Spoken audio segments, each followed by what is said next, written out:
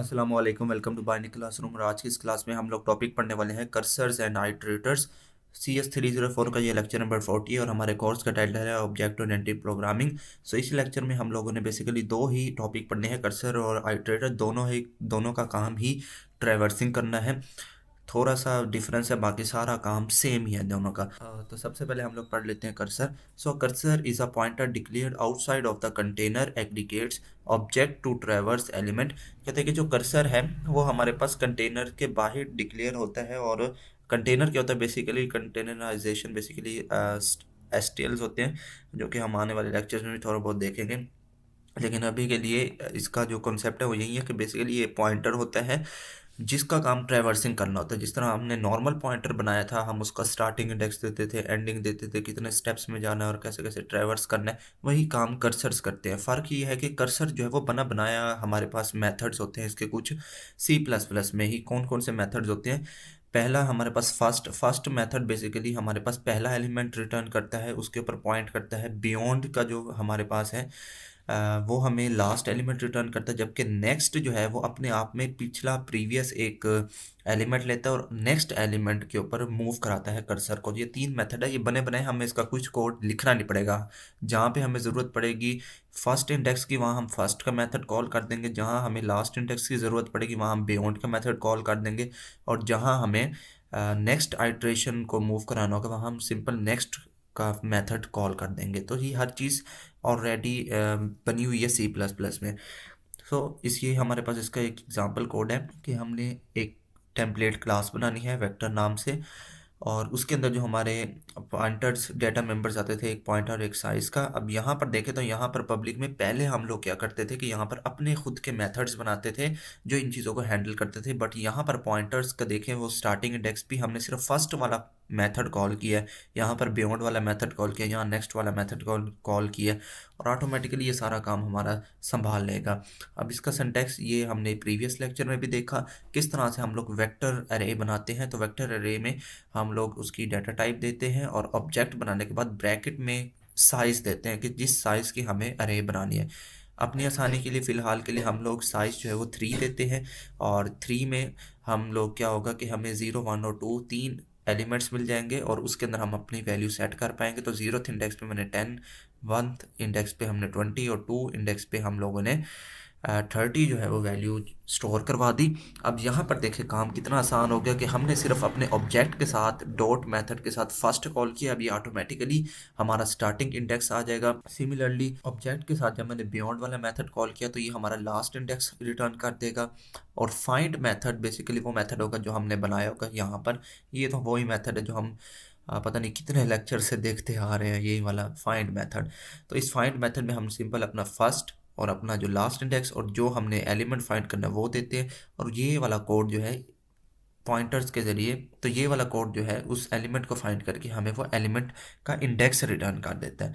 तो इस कोड को तो मेरे ख्याल में समझाने की ज़रूरत नहीं है, सिर्फ स्टार्टिंग एंडिंग और कितने स्टेप्स लेने हैं और हर एक पॉइंटर को ट्रैवर्स करते करते आपकी वैल्यू आपको ढूंढ के दे देता है, उसका इंडेक्स दे देता है। अब इसकी लिमिटेशन क्या है? कहता है कि फॉर कॉन्टिग्युअस सीक्वेंस लाइक अरे एंड वेक्टर, कहते हैं कि ये हमारे पास अरे और वेक्टर्स के लिए कारआमद है।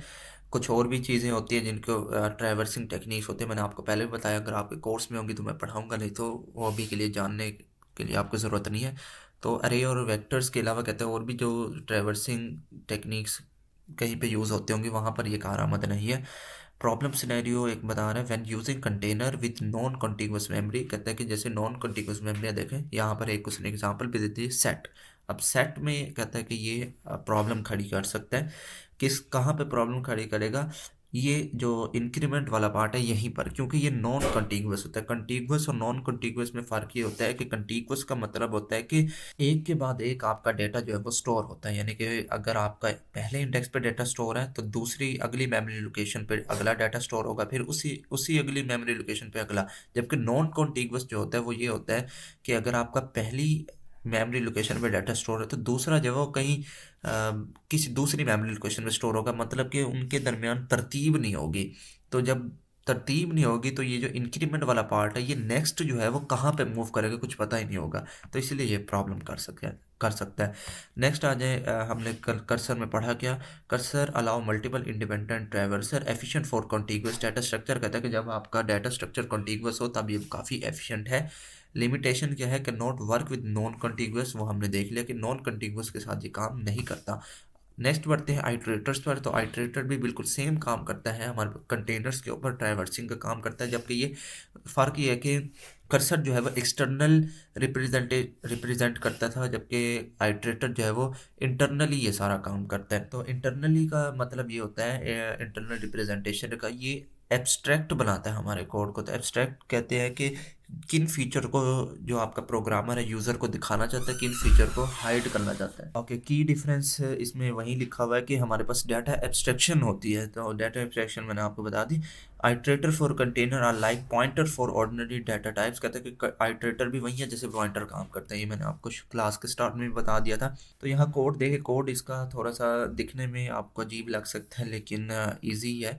तो ऊपर टेम्पलेट देखें, सबसे पहले टेम्पलेट में इसने बस वेरिएबल थोड़े बहुत चेंज किए हुए हैं, तो यहाँ पर आप अपनी मर्ज़ी से वैसे भी कुछ लिख सकते थे। हमें आदत थी टी और यू देखने की, तो उसको थोड़ा बस उसने 2 डिजिट में ले गया, तो इसलिए थोड़ा ना पहले नज़र में देखने में बड़ा खौफनाक सा कोड लगता है लेकिन है नहीं। अच्छा, क्लास बनाई है आइट्रेटर के नाम से, यहाँ पर डाटा मेंबर है इसका कंटेनर इंडेक्स, और इसने मेथड यहाँ पर बनाया हुआ है। अब एक मेथड है जो हम अगली स्लाइड में यहाँ पर ये बना हुआ है, इसका कोड मैं आपको समझाता हूँ। ये कर क्या रहा है कि कंटेनर एक्सेप्ट कर रहा है और एक आपका पहला इंडेक्स का जो पॉइंटर होता है वो एक्सेप्ट कर रहा है। उसके बाद इसने ना 3 ऑपरेटर ओवरलोड किया हुआ है, इंक्रीमेंट, डी रेफरेंस और कंपैरिजन। तो ये हमने पहले भी किसी लेक्चर में डिस्कस किया था कि ना इसमें इन चीज़ों में सिर्फ यही 3 ऑपरेटर ही इस्तेमाल होते हैं। अब ये वो कोड है आइटरेटर वाला जो अभी मैंने लास्ट स्लाइड में आपको दिखाया। तो इसमें क्या कर रहा है कि जो कंटेनर है, जो भी पैरामीटर से इसको रिसीव होगा कंटेनर, उसको किसी वेरिएबल में स्टोर करवा रहा है, और जो इसका इंडेक्स हो रहा है वो चेक कर रहा है कि क्या हमारा पॉइंटर का इंडेक्स पहले पोजीशन पे है। अगर पहले पोजीशन पे है तो यहाँ पर ये चेक कर रहा है बेसिकली कि क्या आपके पास ये जो पॉइंट एट फर्स्ट की वैल्यू है ट्रू है या फॉल्स है। अगर तो वो ट्रू है तब क्या करेगा कि वो पॉइंटर को पहले इंडेक्स पे पॉइंट करवा देगा, नहीं तो लास्ट इंडेक्स पे पॉइंट कराएगा। ये सिंटैक्स आपको मे भी पता हो, ये टर्नरी ऑपरेटर्स को बोलते हैं। इफ़ एल्स वाला आपने सिंटैक्स पढ़ा होगा ना, तो उसमें क्या होता है कि इफ़ के बाद ब्रैकेट में आप कंडीशन देते हो, तो सेम वो जो कंडीशन वाला पार्ट है वो आप यहाँ पे लिखते हो।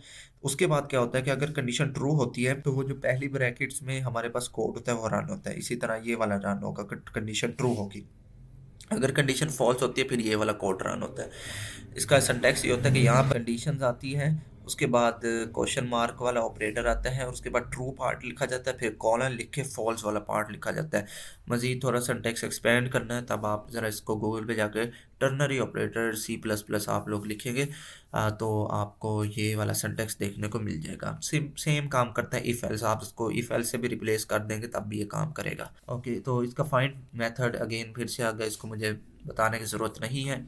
स्टार्टिंग इंडेक्स और लास्ट इंडेक्स लेता है, और जिस वैल्यू को आपने फाइंड करना है वो लेता है, और आपको एक ट्रैवर्सिंग करके बता देता है कि जो आप एलिमेंट ढूंढना चाह रहे हैं वो मेरे पास अरे में है या नहीं है। नेक्स्ट आ जाए, इसके कुछ एडवांटेजेस हैं। Multiple pending traversals on a single container, के किसी सिंगल कंटेनर पे मल्टीपल ट्रैवर्सल्स आप लोग अप्लाई कर सकते हैं। Decouple traversal strategy from aggregate objects, जो हम भी कंटेनराइजेशन का हमने प्रोसेस देखा। कंट्रीब्यूट टू डेटा एब्स्ट्रैक्शन और आइट्रेटर, और मैंने अभी कर्सर में बुनियादी फ़र्क बताया भी सही, इसके अंदर एब्स्ट्रैक्शन होती है जबकि कर्सर के अंदर नहीं होती। ये कंपैरिजन इसका टेबल की फॉर्म में भी है कि कर्सर में डाटा एक्सेस जो एक्सटर्नली होता है जबकि आइट्रेटर में इंटरनली होते हैं। इसी इंटरनली की वजह से इसके अंदर एब्स्ट्रैक्शन जो है हाई पाई जाती है आइट्रेटर के अंदर, जबकि कर्सर के अंदर लो पाई जाती है। ट्रैवर्सल कर्सर में मैनुअल होते हैं जबकि इसके अंदर ऑटोमेटिक होती है। एफिशिएंसी में हमारे पास कर्सर जो है वो कॉन्टिगुअस के लिए अच्छा परफॉर्म करता है, जबकि आइट्रेटर जो है वो ओवरऑल बेस्ट है, क्योंकि कर्सर पहले आया था फिर उसके बाद आइट्रेटर आया था। तो जब भी कोई नई चीज़ आती है ज़ाहिर है उस अपने अंदर कुछ ना कुछ बेहतरी लाजमी लाती है। तो हम लोगों ने इस लेक्चर में पढ़ा कि कर्सर को किस तरह से हम लोग इस्तेमाल कर सकते हैं, कॉन्टिग्युअस डाटा स्ट्रक्चर के लिए आइटरेटर को किस तरह से इस्तेमाल कर सकते हैं। तो ये था हमारे पास आज का ओवरऑल लेक्चर। आई होप आपको पसंद आया होगा। अगर पसंद आया तो इस वीडियो को लाइक करते जाएं, चैनल को बगैर सब्सक्राइब के देख रहे हैं तो चैनल को भी जरूर से सब्सक्राइब करें। मिलते हैं किसी नेक्स्ट वीडियो में, तब तक के लिए अल्लाह हाफिज़।